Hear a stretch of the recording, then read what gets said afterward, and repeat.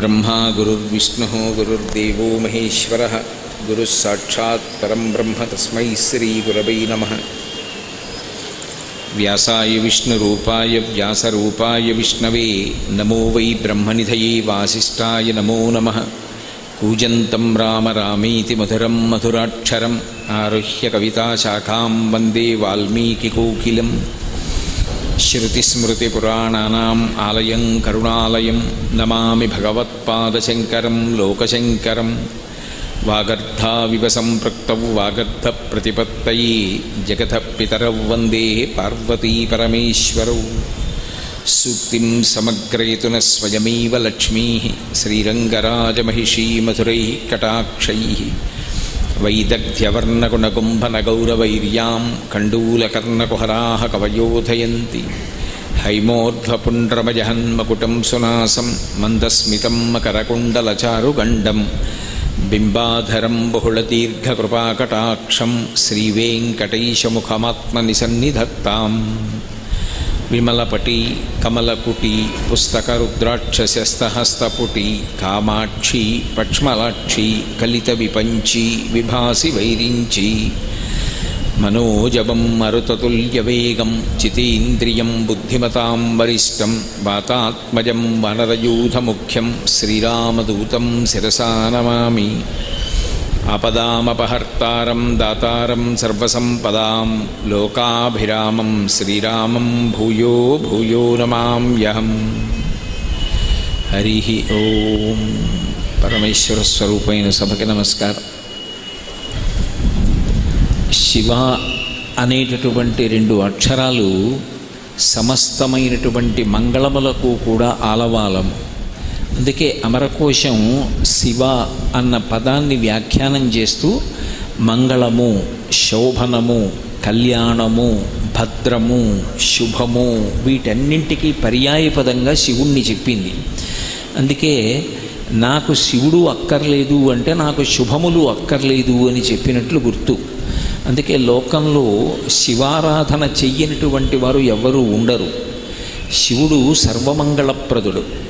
అటువంటి శివుడు అనేకమైనటువంటి రూపాలతో కనపడుతుంటాడు. ఉన్నది ఆయన ఒక్కడే.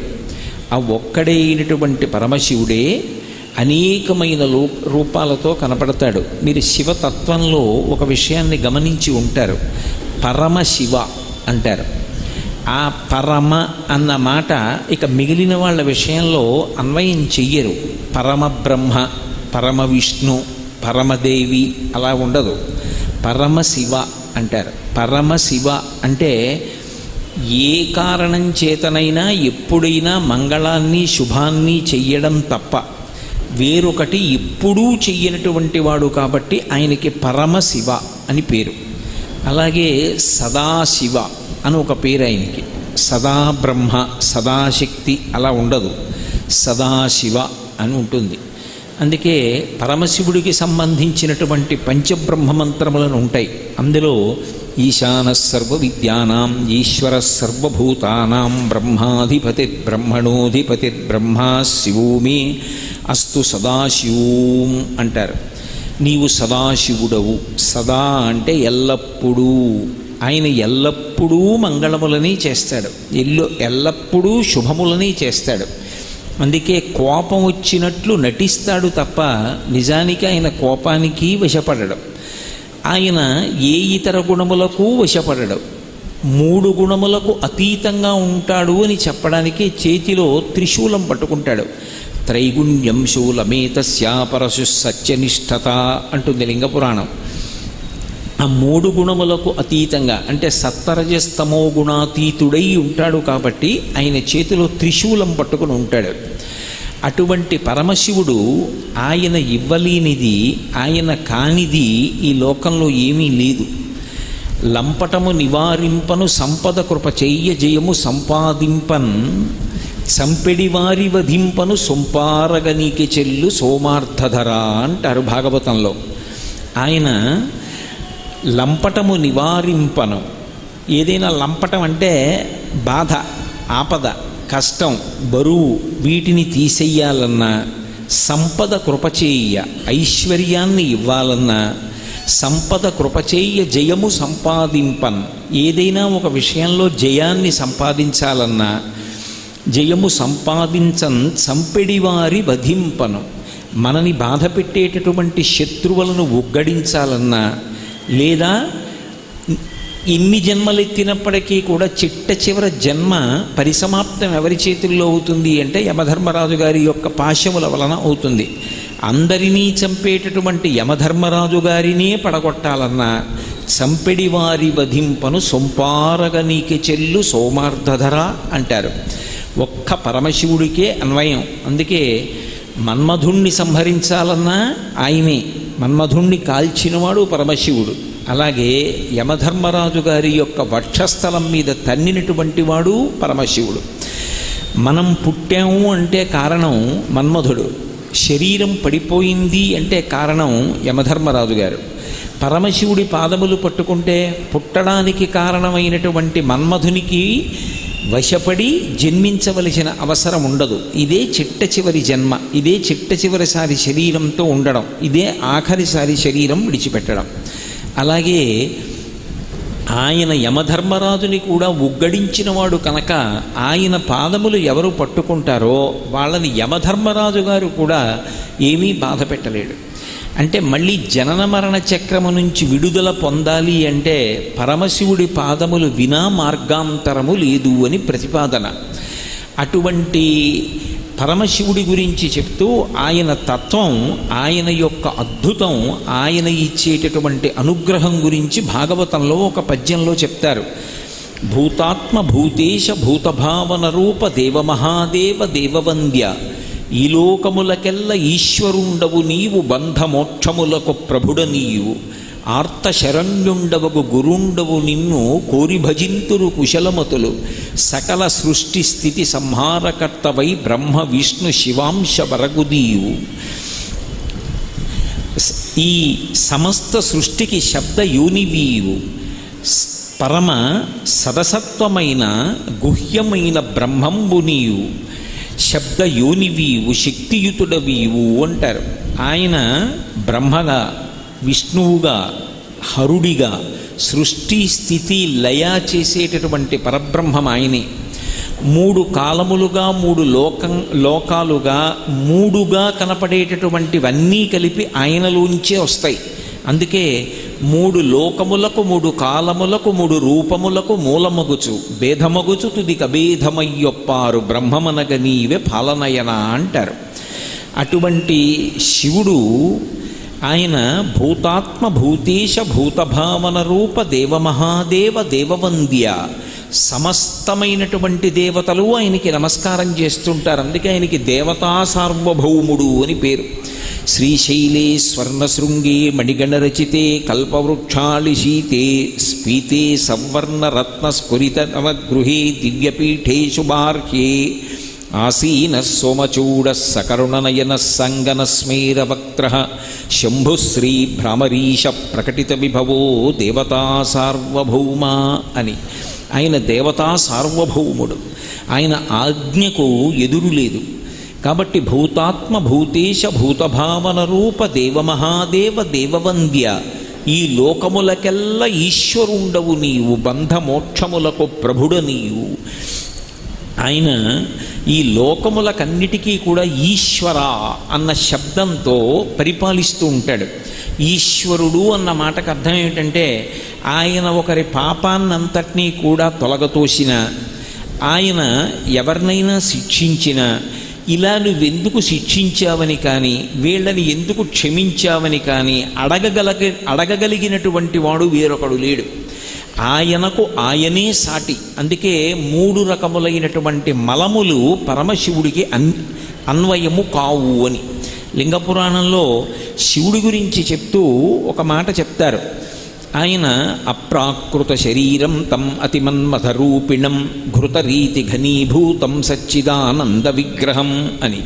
నెయ్యి పేరుకుంటే గడ్డకట్టి ఎలా ఉంటుందో అలా అంతటా నిండి నిబిడీకృతమైపోయినటువంటి పరమశివుడు భక్తులను అనుగ్రహించడానికి ఒక రూపంతో కనపడుతూ ఉంటాడు. కానీ యథార్థమునకు మూడు మలములు ఆయనకుండవు. ఆణవమలము, కార్మికమలము, మాయికమలము అని ఉంటుంది. ఈ 3 మలములు ఈ జగత్తులో ఉన్న ప్రతి ప్రాణికి ఉంటాయి. ఆణవమలము అంటే ఇప్పుడు నా శరీరం ఉందనుకోండి, ఈ శరీరంలో పంచభూతాలు ఉంటాయి. పృథివీ, అప్పంటే నీరు, తేజస్సు అగ్నిహోత్రం, వాయువు, ఆకాశం. ఎన్ని మాటలు స్నానం చేయనివ్వండి, ఇలా అంటే మట్టి వస్తుంది రుద్దితే, పృథివీ ఉంటుంది, ఇందులో నీళ్లు ఉంటాయి. అందుకే నీళ్ళు అయిపోతే దాహం రూపంలో మళ్ళీ అడుగుతుంది, మళ్ళీ నీళ్లు పోస్తాం, మళ్ళీ ఆ రోమకూపాల్లోంచి మళ్ళీ నీళ్లు చెమట రూపంలో పైకి వస్తూ ఉంటాయి, నీరు ఉంటుంది. అలాగే అగ్నిహోత్రం ఉంటుంది, అందుకే కదా శరీరం వేడిగా ఉంటుంది, ఎప్పుడు అగ్నిహోత్రం ఉంటుంది. ఇందులో గాలి ఉంటుంది, ఆకాశం ఉంటుంది, ప్రదేశము ఇందులో ఉంటుంది, 5 ఉంటాయి. కాబట్టి కార్మికం ఆణవమలము అంటారు. ఆణవమలము అంటే బయట ఉన్నటువంటి పంచభూతములతోటే సమస్తమైన పిండాండములు కూడా తయారవుతాయి. ఆణవమలము లేనటువంటి ప్రాణి లోకంలో ఉండదు. రెండవది కార్మికమలము అంటారు. గత జన్మలలో ఏవో చేసిన పనులు ఉంటాయి. ఇవ్వాలంటే కోటేశ్వరరావు అని ఈ శరీరానికి మా నాన్నగారు పేరు పెట్టారు, అందుకని దీన్ని కోటేశ్వరరావు అని పిలుస్తున్నారు. అలా పేరు పెట్టకముందు కూడా మా అమ్మగారి కడుపులోంచి బయటికి వచ్చి శరీరం ఉంది కదూ, ఇందులోపలికి జీవుడు ప్రవేశించాడు. మా అమ్మ కడుపులో ఈ శరీరం తయారైన తర్వాత ఎక్కడి నుంచో వచ్చి అందులోకి వెళ్ళాడు. తాతే కాంత కస్తే పుత్ర సంసారోయమతీవ విచిత్ర కస్యత్వం కత్వతయాయాత తత్వం చింతియ తదీయభ్రాత అంటారు శంకర భగవత్పాదులు. ఎక్కడో తిరిగాడు, ఎక్కడో శరీరం విడిచిపెట్టేశాడు. మా అమ్మ కడుపులో ఒక శరీరం తయారైన తర్వాత జీవుడు అందులోకి వెళ్ళాడు. ఎందుకు అందులోకి వచ్చాడంటే గత జన్మలలో చేసుకున్నటువంటి పాపాలు ఉన్నాయి, గత జన్మలలో చేసుకున్నటువంటి పుణ్యాలు ఉన్నాయి. ఆ పాపాలకి ఫలితంగా దుఃఖం అనుభవించాలి, పుణ్యాలకు ఫలితంగా సుఖం అనుభవించాలి. ఈ రెండూ అనుభవించడానికి ఒక శరీరం ఉండాలి. కాబట్టి ఈ శరీరాన్ని పొందాను. గత జన్మలలో చేసినటువంటి కర్మల యొక్క ఫలితమును అనుభవించడానికి శరీరాన్ని పొందుతాయి సమస్త ప్రాణులు. పరమశివుడు అలా గత జన్మలలో అనుభవించవలసినటువంటి కర్మల యొక్క ఫలితాన్ని అనుభవించడానికి శరీరం పుచ్చుకోడైన. అప్రాకృత శరీరం తం అతమన్మథరూపిణం ఘృతరీతి ఘనీభూతం సచ్చిదానంద విగ్రహం. సచ్చిత్ ఆనందములే ఆయన యొక్క శరీరం. ఆయనకి మనలా ఏదో గత జన్మలలో చేసుకున్న కర్మ వల్ల శరీరం వచ్చింది అని చెప్పకూడదు. మాయిక మలము అని 3వ మలం ఉంటుంది, అది సమస్త ప్రాణులకు ఉంటుంది. మాయిక మలము అంటే మాయలో తిరుగుతూ ఉంటాడు. ఏది సత్యమో అది అసత్యంలా కనపడుతుంది, ఏది అసత్యమో అది సత్యంలా కనపడుతుంది. ఇది ఉండదురా, కొన్నాళ్ళు ఉంటుంది, కొన్నాళ్ళు పోయిన తర్వాత పోని 10 ఏళ్ళో 15 ఏళ్ళో 20 ఏళ్ళో పోని 100 ఏళ్ళు వచ్చే వరకు ఉంటుంది. 100 ఏళ్ల తర్వాత అయినా ఈ శరీరం పడిపోతుంది. నేడో రేపో కాదేమి ఏనాటికో ఈ శరీరం పడిపోతుంది, పడిపోకుండా ఉండదు. అంటే అప్పుడు వినడానికి నిజమే, పాపం ఆయన చెప్తున్నది సత్యమే. ఎవరు ఉండిపోయారు? మా తాతగారు ఉండిపోయారా, మా నాన్నగారు ఉండిపోయారా, మా అమ్మగారు ఉండిపోయారా, మా పెదనాన్నగారు ఉండిపోయారా? వెళ్ళిపోయారు. కానీ నేను మాత్రం ఉండిపోతాను. నేనంటే ఈ శరీరం ఉండిపోతుందని ఒక మాయ. దానికోసం నానా వెంపర్లాట. అసలు ఉండిపోయేటటువంటి ఆత్మ అదొకటి ఉన్నది అన్నది కూడా ఎరుకలోకి రాదు. ఈ మాయ చేత వశపడి ఉంటాయి ప్రాణులన్నీ. కానీ పరమశివుడు మాయాతీతుడు, ఆయనకి మాయ వశపడి ఉంటుంది. అందుకే ఆయన ఒకనాడు ఉన్నవాడు, ఒకనాడు లేనివాడు కాడు. ఆయన సాక్షిగా ఉంటాడు. సమస్త బ్రహ్మాండములు ఆయనలో గడిపోతాయి. మళ్ళీ సమస్త బ్రహ్మాండములను ఆయన సృజిస్తూ ఉంటాడు, నిలబెడుతూ ఉంటాడు. అందుకే సృష్టికర్త ఆయనే, స్థితికర్త ఆయనే, ప్రళయకర్త ఆయనే. 3 అయినటువంటి పరమేశ్వరుడు ఆణవమలము, కార్మికమలము, మాయికమలము అనబడేటటువంటి 3 మలములకు అతీతమైనటువంటి స్థితిలో ఉంటాడు. కాబట్టి భూతాత్మ భూతేశ భూతభావన రూప దేవమహాదేవ దేవవంద్య, ఈ లోకములకెల్ల ఈశ్వరుండవు నీవు, బంధమోక్షములకు ప్రభుడవీయు. బంధనమునందు పడయ్యాలన్నా, మోక్షం ఇవ్వాలన్నా ఆయనే ప్రభువు. అందుకే జ్ఞానదాత మహేశ్వర. జ్ఞానం ఇచ్చేవాడెవరు అంటే పరమశివుడు. ఆయన ఒకసారి జ్ఞానం ఇచ్చాడా, ఆ జ్ఞానము వలన మోక్షం కలుగుతుంది. అందుకే శివుడు అంటే చాలామంది ఏదో చంపేస్తాడు అనుకుంటారు. కాదు, ఆయన 3 ప్రళయములు చేస్తాడు. ప్రతిరోజు చేసేటటువంటి ప్రళయం ఒకటి ఉంటుంది, దాన్ని నిత్య ప్రళయం అంటారు. ఇప్పుడంటే మనందరం ఇలా కూర్చున్నాం, రాత్రి 11 అయిందనుకోండి, మీరు ఏలూరు వీధుల్లోకి వెళ్ళండి, ఒక్క ప్రాణి కనపడదు, సమస్త భూతములు నిద్రపోతూ ఉంటాయి. రాత్రిపూట అన్ని ప్రాణులకు నిద్రాకాలిక సుఖాన్నిచ్చి నిద్రలో మళ్ళీ ఇంద్రియములకు కావలసినటువంటి శక్తిని ఇస్తూ ఉంటాడు. అది నిత్య ప్రళయం. రెండవది ఆత్యంతిక ప్రళయము అంటారు, జ్ఞానం ఇస్తాడు. భక్తితో ఎవరు శంకరుణ్ణి ఆరాధన చేస్తారో వాళ్ళకి జ్ఞానం ఇస్తాడు. ఆ జ్ఞానము వలన ఈశ్వరుడు ఎరుకలోకి వచ్చి అద్వైతానుభూతి కలుగుతుంది. దాని వలన ఇక మళ్ళీ పుట్టవలసిన అవసరం ఉండదు. అటువంటి ఆత్యంతిక ప్రళయం చేస్తాడు. అలా జ్ఞానమును పొందకుండా పుట్టి చచ్చి పునరపి జననం పునరపి మరణం పునరపి జననీ జఠరే చైనం దిహ సంసారే బహుదుస్తారే కృపయాపారే పహిమురారే అంటారు శంకరులు. అలా కొన్ని కోట్ల జన్మలు ఎత్తి మళ్ళీ శరీరం విడిచిపెట్టి అలా తిరుగుతూ సంసార భ్రమణ పరితాపోపశమనం, అలా తిరుగుతున్నటువంటి వాళ్ళకి ఎంతకాలం తిరుగుతారా ఇలాగా, మీరు బడలిపోయారు, మీరు నన్ను పొందలేరు, మిమ్మల్ని నేను పొందేస్తానని మహాప్రళయంలో ఆయనే మనందరినీ తనలోకి తీసేసుకుంటాడు. అలా తీసుకోగలిగినటువంటి శక్తి కలిగిన వాడు ఆయన. అందుకే బంధమోక్షములకు ప్రభుడవీయు ఆర్త శరణ్యుండవగు గురుండవు నిన్ను కోరి భజింతురు కుశలమతులు. ఆర్తితో పిలిస్తే పలికేటటువంటి వాడు కాబట్టి బుద్ధి కలిగినటువంటి వారందరూ కూడా శంకరుని యొక్క ఆరాధన చేస్తుంటారు. కోరి భజింతురు కుశలమతులు. అటువంటి వాడివి ఓ పరమేశ్వర, శబ్దయోనివీవు శక్తియుతుడవీవు జగదంతరాత్మవీవు ప్రాణమరయ సకలమునకును. నీవు శక్తితో కలిసి ఉంటావు, అమ్మవారితో ఆదిశక్తితో కలిసి ఉంటావు. శబ్దములకన్నింటికీ ఆలవాలమైన వాడివి నువ్వే. ఆయన ఢమరుకం మోగిస్తే అందులోంచి వచ్చిన శబ్దాల్లోంచి మహేశ్వర సూత్రాలు వచ్చాయి, సమస్త శబ్దరాశి పుట్టింది. శబ్దములన్నీ కూడా నీ నుండి ఉత్పన్నమయ్యాయి. కాబట్టి సమస్తమైనటువంటి జగత్తుకు మూలభూతమైనటువంటి వాడివి నువ్వు. పైకి చూస్తే ఒక రూపంతో కనపడతాడు. ఎందుకు అలా కనపడతాడు అంటే 63 లీలామూర్తులు పొందాడయ. ఒకటి కాదు, ఇదే శంకరుడు అని చెప్పడానికి ఉండదు, 63 లీలామూర్తులు ఉంటాయి. ఎందుకు 63 రూపాలు పొందాడు అంటే భక్తులను అనుగ్రహించడానికి ఒక్కొక్కసారి ఒక్కొక్క రూపాన్ని ఆయన పుచ్చుకున్నాడు. మీకు నేను ఒక ఉదాహరణ చెప్పాలంటే, ఒకసారి బ్రహ్మగారు అడిగారని అర్ధనారీశ్వర స్వరూపాన్ని పొందాడు. ఎడం పక్క సగ భాగం పార్వతీదేవికి ఇచ్చి స్త్రీ పురుషులిద్దరూ కలిసినటువంటి శరీరంగా నిలబడ్డాడు. ఒకప్పుడు శ్రీ మహావిష్ణువు పరమశివుని యొక్క శరీరంలో సగ భాగం కావాలని కోరుకున్నారు.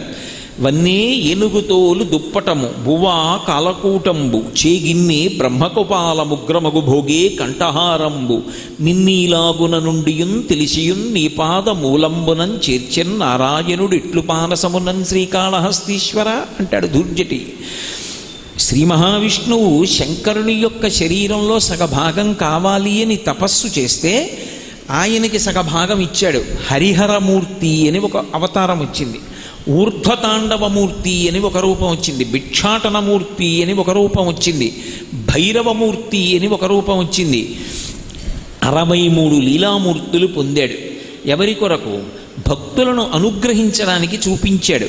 అసలు తత్వతః ఆయన యొక్క రూపం అది ఈ కంటితో చూడడానికి వీలైన రూపం కాదు, జ్ఞానము చేత అర్థం చేసుకోవడానికే పనికొస్తుంది. ఇలా ఉంటుంది అన్నాను అనుకోండి, దాన్ని బొమ్మ గీసి చూపించడానికి కుదరదు. దాన్ని ఏ చిత్రకారుడు బొమ్మ గీయలేడు, ఏ ఛాయాచిత్రకారుడు దానిని బంధించలేడు. అంత అద్భుతమైన రీతిలో తత్వతః శివస్వరూపం ఉంటుంది. అగ్నిముఖంబు పరాపరాత్మకమాత్మ కాలంబు గతి రత్నగర్భ పదము శ్వశనంబు నీ యూర్పు రసన జలీషుండు దిశలు కర్ణంబులు దివము నాభి సూర్యుండు కన్నులు శుక్లంబు సలిలంబు జఠరంబు జలధులు చెదలు శిరము సర్వౌషధులు రోమచయము శల్యంబులద్రులు మానసమృతకరుండు చందములు ధాతువులు ధర్మసమితి హృదయము ఆస్యపంచకముపనిషదాహ్వయంబైన నీరూపు సదసత్వమై శివాఖ్యయై స్వయం జ్యోతి అయ్యొప్పు ఆద్యముగుచు అంటారు. ఆ రూపాన్ని ఎవరు గీసి చూపిస్తారు? అగ్నిముఖంబు. పంచభూతాలలో అగ్నిహోత్రం ఆయనకి ముఖంగా ఉంటుంది. పరాపరాత్మకమాత్మ, జీవబ్రహ్మలు రెండూ కలిసిపోయినటువంటి స్థితి ఆయన ఆత్మ. కాలంబు గతి, ఆయన అడుగు తీసి అడుగు వేస్తే అది కాలం. రత్నగర్భ పదము, ఈ భూమి అంతా కలిపి ఆయనకి పాదపీఠం. ఆయన పాదం పెట్టుకోవడానికి ఒక పీఠం అది రత్నగర్భ పదము. శ్వసనంబు నీ యూర్పు, ఆయన ఊపిరి తీసి విడిచిపెడితే అది వాయువుగా తిరుగుతూ ఉంటుంది. శ్వసనంబు నీ యూర్పు, రసన జలీషుండు. నీరంతా కూడా ఆయన నాలుక. రసన జలీషుండు, దిశలు కర్ణంబులు, దశ దిశలు కలిపి ఆయన యొక్క చెవులు. దిశలు కర్ణంబులు, దివము నాభి, స్వర్గలోకం ఆయన బొడ్డు. దివము నాభి, సూర్యుండు కన్నులు, సూర్యుడు ఆయన యొక్క కన్ను. చంద్రుడు ఒక కన్ను, సూర్యుండు కన్నులు, లేదా సూర్యుడే రెండు కన్నులు. సూర్యుండు కన్నులు, శుక్లంబు సలిలంబు, ఆయన యొక్క వీర్యము సమస్తమైనటువంటి సముద్రములు. శుక్లంబు సలిలంబు, జఠరంబు జలధులు, సముద్రములన్నీ కూడా ఆయన కడుపులో ఉంటాయి. చెదలు శిరము, ఆకాశమంతా ఆయన యొక్క తల. సర్వౌషధులు రోమచేయము, ఓషధులన్నీ కలిపి ఆయన యొక్క వెంట్రుకలు. సర్వౌషధులు రోమచేయము, శల్యంబులద్రులు. ఎన్ని పర్వతాలున్నాయని మీరు చెప్తారో అవన్నీ కూడా ఆయన యొక్క ఎముకలు. శల్యంబులద్రులు, మానసమృతకరుండు, ఆయన యొక్క మనస్సు చంద్రుడు. మానసమృతకరుండు, చందములు ధాతువులు. ఆయన చర్మము, రక్తము, మాంసము, కొవ్వు, అస్థి, శుక్ల, మేధ అనబడేటటువంటి 7 పదార్థములు వేదములు. చందములు ధాతువులు. ధర్మసమితి హృదయము. ధర్మసమితి, ధర్మము ఆయన యొక్క హృదయం. ధర్మసమితి హృదయమాస్య పంచకముపనిషదాహ్వయంబు, ఆయన 5 ముఖాలు సమస్త ఉపనిషత్తులు. అటువంటి నీ రూపు సరసత్వమై శివాఖ్యయై స్వయం జ్యోతి అయి ఒప్పు ఆద్యమగుచు. ఏది ఆ రూపాన్ని బొమ్మగీసి చూపించండి, సాధ్యం అవుతుందా? అది జ్ఞానత దర్శనం చెయ్యాలంటే. అంతటి మహానుభావుడు శంకరుడు. ఆయన లేని చోటు ఉండదు. అసలు యథార్థమునకు అండశబ్దం వేస్తారు, అందుకే బ్రహ్మాండము అంటారు. అండము అంటే గుడ్డు, బ్రహ్మాండము అంటే ఈ సమస్తమైనటువంటి జగత్తునంతటినీ కలిపి బ్రహ్మాండం అంటారు. శివలింగానికి పానవట్టం ఎలా ఉంటుందో అలా ఈ బ్రహ్మాండమంతా కూడా ఒక శివలింగాకృతిని పొంది ఉంటుంది. ఆ పాతాళనభస్థలంత భువన బ్రహ్మాండమా విస్ఫురత్ జ్యోతిస్ఫాటికలింగమౌళి విలసత్పూర్ణేందువంతామృతై అస్తోకప్లుతమేకమీశమనిశం రుద్రానువాకాన్ జపం ధ్యాయేత్ తిప్సిత సిద్ధయే ధ్రువపదం విప్రోభిషించేచ్చివం బ్రహ్మాండవ్యాప్తదేహ భసిత హిమరుచాభాసమానాభుజంగై కంఠే కాళాః కపర్దాః కలిత శశికళశ్చండ కోదండహస్తా త్రిక్షా రుద్రాక్షమాలా సులలిత వపుషశాంభవా మూర్తిభేదాః రుద్రాశ్రీ రుద్రసూక్త ప్రకటిత విభవాన ప్రయచ్చస్తు సౌఖ్యం అని యజుర్వేదం. పాతాళలోకం కన్నా కింద ఎక్కడ వరకు ఉందో అక్కడ నుంచి ఆ పాతాళ నభస్థలంత భువన బ్రహ్మాండమా విస్ఫురత్. బ్రహ్మాండములు ఎంతవరకు ఉన్నాయని మనం చెప్తున్నామో అంతకన్నా పై వరకు నిండిపోయి ఉంటాడు ఆయన, అంతటా వ్యాపించి ఉంటాడు. అందుకే పరమశివుడికి ఒక ప్రత్యేకమైనటువంటి పేరు స్థాణుహు అని. స్థాణుహు అంటే అసలు యథార్థమునకు వ్యతిరేక అర్థం వస్తుంది. ఎవరో ఒక ఆయన అలా అడ్డంగా కూర్చున్నాడు అనుకోండి, ఏమండి జరగండి జరగండి జరగండి అని నేను ఎంత అడిగినా ఆయన కదలటం లేదనుకోండి, ఏమండి మీరేమైనా స్థాణువా, ఏమి కదలరే, అలా అడ్డంగా కూర్చున్నారు అంటాం. కదలకుండా జడుళ్ళ చెప్పిన మాట వినకుండా అలా కూర్చుంటే స్థాణుహు అంటాం. మరి పరమశివుడికి స్థాణుహు అన్న పేరేమిటి అంటే కదలనివాడు కాడు, కదలడానికి చోటు లేనివాడు. అంతటా ఆయనే నిండిపోయాడు, ఇంకా ఎక్కడ కదులుతాడు ఆయన, ఇక కదలడానికి లేదు. అందుకని స్థాణుహు. ఇంకా ఆయన కన్నా జ్ఞాని లోకంలో లేడు. మనకి ఎవడు అర్థం కాడో వాడిని పిచ్చివాడు అంటాం, ఆయన మనకు అర్థం కాడు, అంతటి మహాజ్ఞాని. అందుకే ఉన్మత్త శేఖరాయ నమః అని ఒక పేరు. అటువంటి పరమశివుడికి చెందని వారు లోకంలో ఎవరు ఉంటారు? ఉండడం సాధ్యం అవుతుందా? అసలు ఉండదు. నేను మీకు ఒక్క విషయం చెప్తాను. ఈ సమస్త సృష్టి మొట్టమొదట ఎక్కడుంది? పరమశివుడి గర్భంలో ఉంది. మహాప్రళయంలో ఆయన తీసేసుకున్నాడు. ఈ సృష్టినంతటినీ మళ్ళీ చెయ్యాలి. ఆయన తనలోంచి సృష్టిని బయటికి విడిచిపెడుతున్నప్పుడు, ఒరే అబ్బాయి, ఇంతకుముందు జీవులు చేసుకున్న కర్మలని ఆధారం చేసుకుని 4 వేదములను 4 ముఖాలతో చదువుతూ వేదమును ప్రమాణంగా చేసుకుని జీవుల్ని పునఃసృష్టి చెయ్యమని బ్రహ్మగారిని మొట్టమొదట ఆజ్ఞాపించాడు. అంటే అసలు సృష్టి ప్రారంభమే ఆయన దగ్గర అయితే వాళ్ళిద్దరూ తల్లిదండ్రులు, పార్వతీ పరమేశ్వరులు. ఇప్పుడు వాళ్ళతో సంబంధం లేని వాళ్ళెవరు? శివుడికి పరివారం కాని వాళ్ళెవరు? మేము శివ పరివారంలోకి రావండి అని అనగలిగిన వాడు ఎవడైనా ఉంటాడా? సమస్తము ఆయనకి చెందినవే. వాగర్ధ వివసంపృక్తౌ వాగర్ధ ప్రతిపత్తయే జగత పితరౌ వందే పార్వతీ పరమేశ్వరౌ. అందరూ శివుడికి చెందినవారే. అందుకే మీరు జాగ్రత్తగా గమనించండి, భూత ప్రేత పిశాచాదులు ఉంటాయి, వాటికి కూడా తండ్రి ఎవరు అంటే శంకరుడే. నాకు 10 మంది కొడుకులు ఉన్నారనుకోండి, అందులో 90 ఐఏఎస్లు, ఐపీఎస్లు, ఐఎఫ్ఎస్లు, ఐఆర్ఎస్లు, డాక్టర్లు, ఇంజనీర్లు ఉన్నా ఒకడు జేబు దొంగ అనుకోండి, వాడు నా కొడుకు కాదంటే వీల్లేదు. 90 ప్రయోజకులు అయితే ఒకడు అప్రయోజకుడు కూడా నా కొడుకే. ఎందుకంటే వాడిని కన్నవాణ్ణి నేను. ఈ లోకంలో భూతములు, ప్రేతములు, పిశాచములు ఉన్నాయి అంటే వాటిని కన్నవాడు కూడా ఎవడో ఉండాలి. ఆయన పరమశివుడు తప్ప వేరొకడు ఎలా అవుతాడు? అందుకే ఈ సమస్తమైన భూతగణములకు కూడా తండ్రి ఎవరు అంటే శంకరుడే. అవి కూడా ఎవరి మాట వింటాయి అంటే తండ్రి మాట వింటాయి. కాబట్టి ఆయనతో అనుబంధము లేని వారు ఎవరున్నారు? ఎవరు ఉండరు.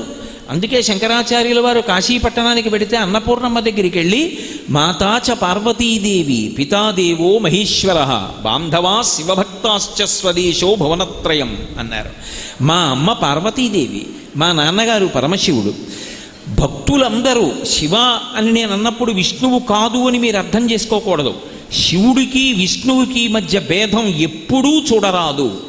అందుకే సంధ్యావందనం చేసినా సరే మొట్టమొదట అడిగేది ఏమిటి అడుగుతామంటే, శివస్య హృదయం విష్ణోశ్చ హృదయం శివ.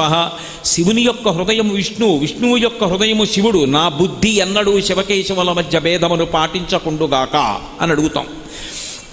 నేను శివభక్తాశ్చ అన్నప్పుడు విష్ణుభక్తాశ్చ అని కూడా దానికి అర్థం. కాబట్టి శివభక్తాశ్చ స్వదేశో భువనత్రయం. ఈ లోకంలో ఉన్నటువంటి వాళ్ళందరూ కూడా మా బంధువులే. మీరు మాకు తల్లి తండ్రి అన్నారు శంకరాచార్యుల వారు. పరమశివుడికి పరివారం కానివారు, పరివారము అంటే ఆయన బంధువులు, ఆయన యొక్క స్నేహితులు, ఆయన యొక్క కుటుంబంలో ఉన్నవాళ్ళు. అసలు ఆయనకి చెందని వారు అన్న వారిని చూపించడం సాధ్యం అవుతుందా? సాధ్యం కాదు. కానీ ఇక్కడ నిర్వాహకులు ఏమన్నారంటే, మీరు శివ పరివారం గురించి 2 రోజులు మాట్లాడండి అన్నారు. ఇప్పుడు శివ పరివారం గురించి నేను 2 రోజులు మాట్లాడాలంటే ఎవరి గురించి మాట్లాడాలి? అందరూ ఆయన పరివారమే. సమస్త పిపీలికాది పర్యంతము ఆయన పరివారం. అంతవరకెందుకు? అమ్మవారి గురించి లలితా సహస్రనామ స్తోత్రంలో ఏమనుంది? ఆ బ్రహ్మకీట జననీ అని ఉంది. బ్రహ్మతో మొదలుపెట్టి చిన్న పురుగు వరకు ఆమె బిడ్డలే, ఆమె తల్లి అయినప్పుడు, ఇప్పుడు పరమశివుని యొక్క పరివారము అంటే ఎవరు? అందరూ. చీమలు, దోమలు, ఈగలు, నల్లులు, పిల్లులు, పందులు, కుక్కలు ఆయన పరివారం కానిది లేదు. ఇప్పుడు ఈ 2 రోజుల్లో నేను ఎవరి గురించి మాట్లాడాలి? ఎంతమంది గురించి నేను చెప్పను? అసలు శివ పరివారం కానివారెవరు? కాబట్టి శివ పరివారం గురించి ఉపన్యాసము అంటే ఇంతే. అందరూ శివ పరివారము అని చెప్పి నేను వెళ్ళిపోవాలి. కానీ ఏదో ఒక ప్రాతిపదిక తీసుకుని మాట్లాడవలసి ఉంటుంది. కాబట్టి అంతా శివపరివారమైనప్పటికీ శివాలయాన్ని దృష్టిలో పెట్టుకుంటే, శివాలయాన్ని ఒక ప్రమాణంగా, ఒక కేంద్రంగా తీసుకున్నప్పుడు శివాలయానికి ఒక ఆగమం ఉంటుంది. ఒక ఆలయాన్ని నిర్మాణం చేశాము అంటే అది ఆగమానికి కట్టుబడుతుంది. ఆ ఆగమం ప్రకారం శైవాగమం అనాలి. శైవాగమం ప్రకారంగా ఆ ఆలయం నిర్మింపబడుతుంది. నిర్మింపబడినప్పుడు అందులో మొట్టమొదట ఈశాన్య దిక్కు వైపుకి చూస్తే శివాలయంలో ఈశాన్యంలో నటరాజస్వామి వారి యొక్క దేవాలయం ఉండాలి. 2 పక్కన భైరవుడి యొక్క దేవాలయం ఉంటుంది. అలాగే ఆగ్నేయం వంక చూసినప్పుడు సోమాస్కందుని యొక్క గుడి ఉంటుంది, సోమాస్కందమూర్తి ఉంటుంది. దక్షిణాన దక్షిణామూర్తి ఉంటాడు. నైరుతిలో విఘ్నేశ్వరుడు ఉంటాడు. పశ్చిమాన సుబ్రహ్మణ్యుడు ఉంటాడు. అలాగే ఉత్తరాన చండీశ్వరుడు ఉంటాడు. ఇవి శివాలయంలో ఉండేటటువంటి ఉపాలయముల యొక్క స్థానములు. దీన్ని శైవాగమం అంటారు. ఆ ఆగమం ప్రకారం శివాలయంలో ఆయా స్థానములు ఉండాలి అని శాస్త్రము యొక్క నిర్వచనం, శాస్త్రము యొక్క ఆదేశం. అయినప్పుడు వీళ్ళు ఉండి తీరాలి అన్న మాట వాడుతున్నాం కదూ, అప్పుడు వాళ్ళని ప్రధానమైన పరివారంగా చేసుకుని మాట్లాడవలసి ఉంటుంది. వాళ్ళు ఎప్పుడూ శివుడితో ఉంటారు అని కదూ దాని అర్థం. శివుడు ఆలయంలోకి వచ్చి ఉన్నాడు, శివాలయం ఉన్నది అంటే మనం దర్శనానికి వెడితే తిన్నగా శివ దర్శనానికి వెళ్ళకూడదు. ఎప్పుడైనా సరే పరివారాన్ని సేవిస్తే తప్ప ప్రధానమూర్తి దర్శనానికి వెళ్ళకూడదు. ప్రదక్షిణం అంటారు. దక్షిణం అంటే కుడి చేతి వైపుకు ఉంచుకోవడం. ఎవరు ప్రధానమూర్తో ఆయన కుడి చేతి వైపుకి ఉండేటట్టుగా గుండ్రంగా తిరిగి వస్తే ప్రదక్షిణం చేశాడు అంటారు. శివాలయంలోకి వెళ్ళినప్పుడు మొట్టమొదట ఎవరెవరిని చూసి తర్వాత లోపలికి వెళ్ళవలసి ఉంటుంది అంటే, నైరుతిలో ఉన్నటువంటి విఘ్నేశ్వరుడు, పశ్చిమాన సుబ్రహ్మణ్యుడు, ఉత్తరాన ఉన్నటువంటి చండీశ్వరుడు, ఈశాన్యంలో ఉన్నటువంటి భైరవుడు, అలాగే అక్కడ ఉన్నటువంటి నటరాజు, ఆగ్నేయంలో ఉన్నటువంటి సోమాస్కందుడు, దక్షిణాన ఉన్నటువంటి దక్షిణామూర్తి, వీళ్ళు పరివార దేవతలుగా లేదా శివస్వరూపాలుగా ప్రదక్షిణంలో మొట్టమొదట సేవించి తర్వాత లోపలికి వెళ్ళి శివుణ్ణి సేవించాలి. ఈ శివుణ్ణి సేవించడానికి వెళ్ళేటప్పుడు వాహనము అని ఒకటి ఉంటుంది. ఈ వాహనము కేవలముగా ఏదో నీమిక్కి వచ్చేటటువంటి వాహనం ఎలా ఉంటుందో అటువంటిది కాదు. ఇప్పుడు నేను ఈ ఉపన్యాసం చెప్పడానికి ఇక్కడికి ఒక కారు మీద వచ్చాను, కానీ ఆ కారుకి ప్రాణం ఏమి ఉండదు. అది నేను ఎక్కడికి తీసుకెళ్ళమంటే అక్కడికి తీసుకెళ్తుంది. కానీ మీరు భగవంతుని యొక్క వాహనములను గురించి తెలుసుకుంటే ఆ వాహనానికి ఒక ప్రతిపత్తి ఉంటుంది. వాహనానికి ఒక ప్రత్యేకమైనటువంటి మంత్రం ఉంటుంది. వాహనము తనంత తానుగా అనుగ్రహించగలిగి ఉంటుంది. శ్రీ మహావిష్ణువు యొక్క వాహనం ఉందనుకోండి, గరుత్మంతుడు, ఆయన ఎన్నో గొప్ప గొప్ప పనులు చేస్తాడు. ఆయన ఉత్తమమైనటువంటి సంతానాన్ని కూడా అనుగ్రహిస్తాడు. గరుత్మంతుడు ఎన్నిటినో అనుగ్రహించగలడు మహానుభావుడు. తరంగాలు చేసినటువంటి నారాయణ తీర్థుల వారు గరుత్మంతుని యొక్క తత్వం మీద అద్భుతమైనటువంటి కీర్తన చేశారు. కాబట్టి వాహనము అంటే కేవలముగా ఏదో భగవంతుణ్ణి తీసుకొచ్చేటటువంటి ఉపకరణం కాదు. వాహనమునకు ఒక ప్రతిపత్తి ఉంటుంది. అది స్వతంత్రంగా అనుగ్రహించగలిగినటువంటి శక్తితో ఉంటుంది. అలాగే మీరు శివాలయానికి వెడితే నందీశ్వరుడు ఉంటాడు. నందీశ్వరుడు యొక్క శృంగములలోంచి శివదర్శనం చెయ్యాలి. అసలు నందీశ్వరుడి దగ్గరికి వెళ్ళి ప్రార్థన చెయ్యకుండా శివలింగం వంక దర్శనం చెయ్యకూడదు. నంది దగ్గరికి వెళ్ళి మొట్టమొదట ప్రార్థన చెయ్యాలి. ఏమని అంటే, నందీశ్వర నమస్తుభ్యం సాంబానంద ప్రదాయక మహాదేవస్య సేవార్థం ఆజ్ఞాం దాతుమర్హసి అని అడగాలి. అనుజ్ఞాం దాతుమర్హసి. నందీశ్వర నమస్తుభ్యం.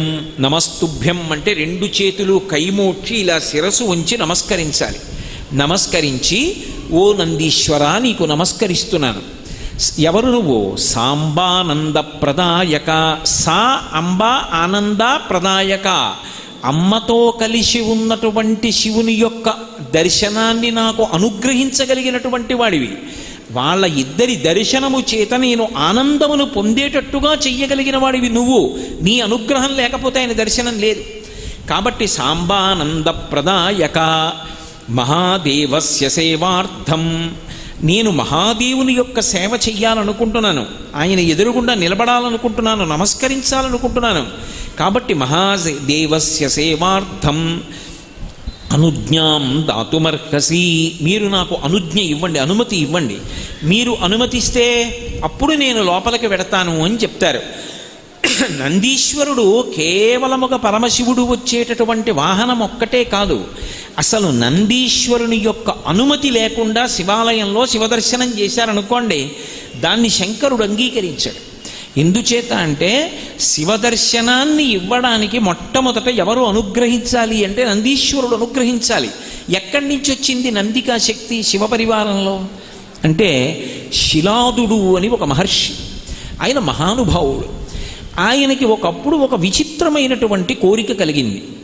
నాకు ఒక కుమారుడు కలగాలి, కానీ అందరు పిల్లలు పుట్టినట్టే భార్య యొక్క సహాయము వలన నా తేజస్సు, నా భార్య యొక్క శోణితము కలిసి నా భార్య యందు పిండముగా రూపుదిద్దుకొని ఏదో కొన్ని నెలలు ఆమె గర్భము ధరించిన తరువాత బయటికి వచ్చేటటువంటి శిశువు కాదు, అయోనిజుడు కావాలి. స్త్రీ గర్భము నుండి బయటికి రానివాడయ్యి ఉండాలి, అయోనిజుడు కావాలి. 2, ఆ పిల్లవాడికి మరణం ఉండకూడదు, ఇక ఆ పిల్లవాడు శరీరం అన్నది విడిచిపెట్టకూడదు. 3, వాడు పరమశివుడితో సమానమైనటువంటి స్థాయిని పొంది ఉండాలి అనుగ్రహంలో. వాడు ఆజ్ఞాపించడంలో కానీ అనుగ్రహించడంలో కానీ రూపంలో కానీ ముమ్మూర్తుల శంకరుడు ఎలా ఉంటాడో అలా ఉండాలి. నాకు అటువంటి కొడుకు కావాలి. అదేం సామాన్యమైన కోరిక. అటువంటి పిల్లవాడిని పొందాలనుకున్నాడు. దేవేంద్రుడి గురించి ఘోరమైనటువంటి తపస్సు చేశాడు. ఘోరమైన తపస్సు చేస్తే దేవేంద్రుడు ప్రత్యక్షమయ్యాడు. ఏం కావాలన్నాడు. ఇదిగో ఈ 3 లక్షణాలు చెప్పాడు, నాకు ఇటువంటి కుమారుణ్ణి కటాక్షించు అన్నాడు. ఒక్కొక్క మహానుభావుడికి ఒక్కొక్క సంకల్పం కలుగుతుంది. ఈ శపథమన్వేష్టం చారణ చరితే పధి అంటారు వాల్మీకి మహర్షి రామాయణంలో. ఈ సంకల్పం ఒక మనిషిలో వచ్చినటువంటి ఒక సంకల్పం, ఆ సంకల్పాన్ని గట్టిగా నిలబెట్టుకోగలిగిన వాడెవరో వాడు మహాత్ముడు అవుతాడు. నేను డాక్టర్ అవుతానండి అనుకున్న వాళ్ళందరూ డాక్టర్ అవరు. నేను డాక్టర్ అవ్వాలి అని కోరిక పుట్టడం చాలా గొప్ప. పుట్టిన తరువాత డాక్టర్ అవ్వడానికి ఊంచుకుని ప్రయత్నం చేసిన వాడెవరో వాడు డాక్టర్ అవుతాడు. అసలు ముందు సంకల్పం పుట్టాలి కదా. అసలు ఆ సంకల్పం పుట్టడం అందరికీ ఎందుకు పుడుతుంది? అందరికీ పుట్టదు. కాబట్టి అటువంటి సంకల్పం పుట్టింది శిలాదుడికి, అందుకంత తపస్సు చేశాడు. దేవేంద్రుడు ప్రత్యక్షమయ్యన్నాడు, హరుడొకరుండు తక్క అన్యులెవ్వరును ఈ వరంబును ఇవ్వగ సాటిరారు. అరయమునీంద్ర శంకరుండనాదిలయుండు భగవతోపకారి అతని గూర్చి ఘోరముగ తపించు. ఓ శిలాదుడా, నువ్వు 3 లక్షణములు కలిగినటువంటి కుమారుడు కావాలి అని చెప్పి కోరుకుంటున్నావు. కానీ హరుడొకరుండు తప్ప అన్యులొసంగగజాలరీ వరము. పరమశివుడు వినా ఈ వరమును ఇవ్వగలిగినటువంటి వాడు లోకంలో లేడు. ఎందుకని? నువ్వు మర్త్యలోకంలో ఉన్నావు. శిలాదుడు ఉన్నది ఇప్పుడు మనం ఉన్న లోకంలోనే ఆయన ఉన్నాడు. ఒకప్పుడు నువ్వు మర్త్యలోకంలో ఉండి కొడుకు కావాలంటున్నావు, అప్పుడు ఈ భూమి మీద పుడతాడు కొడుకు. ఈ లోకంలో ఎవరైనా పుడితే దానికి ఒక లక్షణం ఉంది, అందుకే దీన్ని మర్త్యలోకము అంటారు. ఈ లోకంలోకి ఎవరైనా శరీరంతో వస్తే వాళ్ళు మళ్ళీ ఆ శరీరాన్ని విడిచిపెట్టేయారు. ఆ శరీరంతో ఊర్ధ్వలోకాలకి వెళ్ళడానికి అనుమతించరు. కాబట్టి నువ్వు శంకరుడితో సమానమైన రూపమున్న కొడుకు, మరణము లేని కొడుకు కావాలంటున్నావు. అది హరుడొకరుండు తప్ప అన్యులసంగగజాలరీ వరము వరయ మునీంద్ర. ఓ మునీంద్ర విను, అది మేము ఇవ్వలేము, అది మా అధికారంలోకి రాదు. అలా ఈ లోకంలో ఉండేటటువంటి ఆచారానికి భిన్నంగా పుట్టినప్పటికీ కూడా శరీరం విడిచిపెట్టకుండా శాశ్వతంగా ఉండిపోగలిగినటువంటి కుమారుడు, పరమశివుడితో తుల్యమైనటువంటి ఆకారమును తేజస్సును అనుగ్రహానుగ్రహ శక్తి నిగ్రహానుగ్రహ శక్తిని కలిగినటువంటి వాడు, ఏ జనన మరణములు లేనటువంటి వాడు కలగడం సంభవం కాదు, మేము ఇవ్వలేము. అందుకని శంకరుండనాదిలయుండు పరాత్పరుండు. నువ్వు ఆయన గురించి ఎంత గొప్పగా తపస్సు చెయ్యాలి అంటే, అరుసము మీర నియమమారసి తపించిన హరుని గూర్చి తపించినన్ అతడిచ్చు ఈ వరము పేరిమి నీకు మునీంద్ర తల్లజా. నువ్వు పరమశివుడి గురించి కానీ ఇటువంటి తపస్సు చేశావా, నీ అదృష్టం పరమశివుడు ప్రత్యక్షం అయ్యాడా, ఆయన ఇవ్వగలడు ఈ వరాన్ని. ఎందుకంటే ఆయన ఇది ఇక్కడ ఇవ్వచ్చా ఇవ్వకూడదా, ఆయన ఈశ్వర శబ్దంతో ఉన్నవాడు. ఆయన ఇవ్వగలిగినది ఇవ్వలేనిది అన్నది ఆయనకి లేదు, ఆయన ఇవ్వగలడు. అందుకని ఆయన గురించి తపస్సు చెయ్యి. అలా నువ్వు తపస్సు చేస్తే పేరిమి నీకు ఈ వరంబునిచ్చు మునీంద్ర తల్లజా, అటువంటి వరాన్ని నీకు ఇస్తాడు. అందుకని తపస్సు చెయ్యనండి. మళ్ళీ పరమశివుడి గురించి తపస్సు మొదలుపెట్టాడు. చాలా కాలం ఘోరమైన తపస్సు చేశాడు. చేస్తే శంకరుడు ప్రత్యక్షం అయ్యాడు. చిత్రం ఏమిటంటే, పరమశివుడు ప్రత్యక్షం అయ్యేసరికి ఎముకలు తప్ప శిలాదుడికి ఏమీ మిగలలేదు. మిగిలిన ధాతువులన్నీ పురుగులు తినేసి, ఆ రోజుల్లో అస్థిగత ప్రాణం కాబట్టి ఎముకలుంటే ప్రాణం ఉంటుంది కాబట్టి ప్రాణంతో ఉన్నాడు. పైనంతా పుట్టలు పట్టేసి ఉన్నాయి. శంకరుడే వచ్చి ప్రత్యక్షమైనా బహిర్ముఖుడు కాలేదు. శంకరుడు తన చేతితో ముట్టుకున్నాడు, యథారూపాన్ని పొందాడు. పూర్వం ఉన్న కన్నా జవసత్వాలతో ప్రకాశించాడు. ఏం కావాలని అడిగాడు. అడిగితే అప్పుడు పరమశివుణ్ణి ఉద్దేశించి అడిగాడు, పరమశివ సుతు అయోనిజు, అలాగే నాకు ఓ పరమశివ సుతుడు కావాలి, కొడుకు కావాలి, వాడు అయోనిజుడు కావాలి, వాడు ఆడదాని కడుపులో పెరిగి పెద్దవాడై 9 నెలలో 12 నెలలో పూర్తయిపోయిన తరువాత బయటికి వచ్చేటటువంటి యోని సంభవుడైనటువంటి వాడు కాకూడదు. అలాగే వాడికి జరామరణములు ఉండకూడదు. అటువంటి 3 లక్షణములు ఉన్నవాడై ఉండాలి. దానికి తోడు నీకు చోకకువానిన్, నీతో సమానమైనటువంటి వాడు అయి ఉండాలి. నిగ్రహానుగ్రహ శక్తిలో నీ అంత తేజస్సు ఉండాలి. చూస్తే ముమ్మూర్తుల నీలాగే ఉండాలి. శివుడెవరో నందెవరో తెలియకూడదు. అలాంటి కొడుకునివ్వాలి. అలాంటి కొడుకుని నాకు కటాక్షించు. అలాంటి కొడుకుని నాకు ఇస్తే అప్పుడు నేను కృపతో నాకిమ్మో మురిషద, నువ్వు కానీ దయతో నాకు అటువంటి కొడుకునిచ్చావా మురిసిపోతాను. సర్వలోక వంద్యపదాబ్జ, సర్వలోకముల చేత నమస్కరింపబడేటటువంటి పాదపద్మములు కలిగినటువంటి పరమశివ, నువ్వు అనుగ్రహించాలనుకుంటే నాకు అదిగో అటువంటి కుమారుణ్ణి కటాక్షించాను. ఆయన ఒక్క చిరునవ్వు నవ్వన్నాడు, సుతుడు కావాలి, వాడు నీ కొడుకు అయ్యి ఉండాలి, అయోనిజుడయ్యి ఉండాలి, జరామరణములు లేనివాడయ్యి ఉండాలి, నాతో సమానుడయ్యి ఉండాలి. ఇటువంటి కొడుకు కావాలి నీకు. లోకంలో ఇలా అడిగిన వాళ్ళు ఉన్నారా ఎవరైనా? భక్తికి ఎంత పరవశించిపోతాడు పరమశివుడు అన్నదానికి పరాకాష్ఠ నందీశ్వర వృత్తాంతం. తథాస్తు. ఇప్పుడు అయోనిజుడు కదు పుట్టాలి, భార్య